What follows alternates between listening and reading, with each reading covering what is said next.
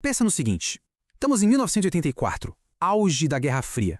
Um dos videntes mais importantes do exército dos Estados Unidos é chamado para uma missão. Só que o alvo dele não é Moscou, é o planeta Marte. 1 milhão de anos no passado. Parece coisa de filme, né? Mas foi bem real.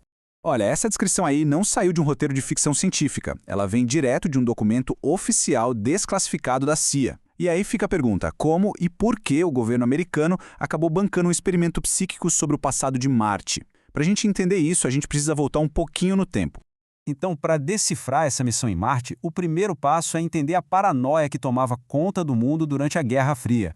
Nos bastidores da inteligência americana, o clima era de pura tensão. Havia uma crença muito forte de que, enquanto os Estados Unidos estavam focados em construir bombas, os soviéticos estavam criando algo bem mais sutil, uma arma psíquica. A grande preocupação era que espiões soviéticos pudessem, sei lá, ler mentes, encontrar submarinos nucleares secretos no fundo do oceano ou até mesmo influenciar eventos mundiais. E o pior, tudo isso sem nem sair de uma sala.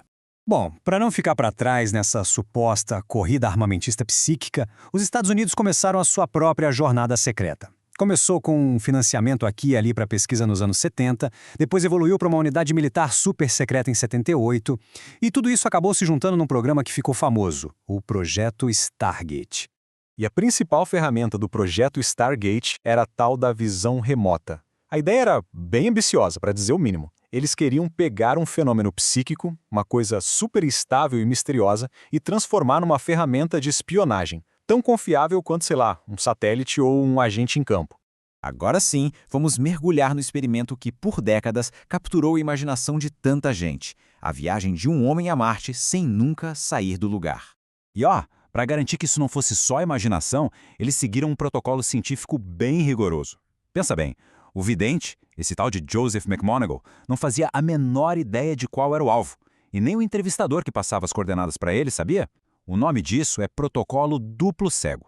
Foi tudo pensado para garantir que o resultado fosse o mais puro possível, sabe? Sem nenhuma influência ou sugestão externa. É aqui que a história fica realmente bizarra. O McMoneagle não começa a descrever só paisagens. Ele descreve habitantes. A transcrição da sessão mostra a visão dele de uma raça marciana, muito antiga e que estava morrendo. O que o McMoneagle descreveu não eram só flashes, era uma narrativa completa.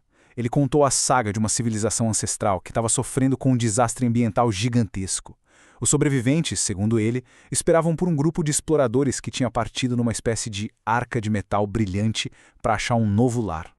Tá, mas para onde exatamente essas coordenadas apontavam? Vamos ver agora como essa história se conecta com uma das maiores polêmicas da exploração espacial. Tudo começou aqui, com esse ponto no mapa. Uma coordenada geográfica que parecia aleatória, mas que levou o McMoneagle a ter a primeira visão de uma estrutura que parecia uma pirâmide. E é aqui que está o pulo do gato. As coordenadas apontavam bem para a região de Sidônia, o mesmo lugar que, anos antes, virou o centro de todo tipo de especulação sobre civilizações alienígenas.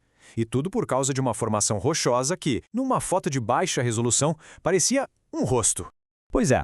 A ciência tem um nome para essa mania que a gente tem de ver rostos em nuvens, em torradas ou na geologia de Marte, pareidolia. É basicamente um atalho do nosso cérebro que está sempre tentando achar padrões que ele conhece, principalmente rostos. A diferença é gritante, né? De um lado, a imagem toda granulada e cheia de mistério de 1976.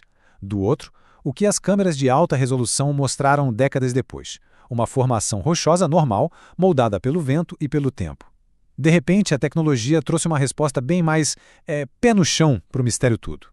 Bom, depois dessa história toda, fica a pergunta. O que aconteceu com esse programa de espionagem psíquica que custou milhões de dólares?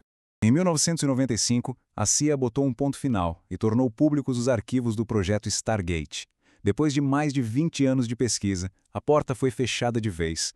O relatório final foi, para ser sincero, bem duro. Apesar de alguns experimentos em laboratório mostrarem resultados estatisticamente interessantes no mundo real da espionagem, a conclusão foi que a informação era vaga demais, imprecisa demais, no fim das contas, não era confiável para ser usada em operações de verdade.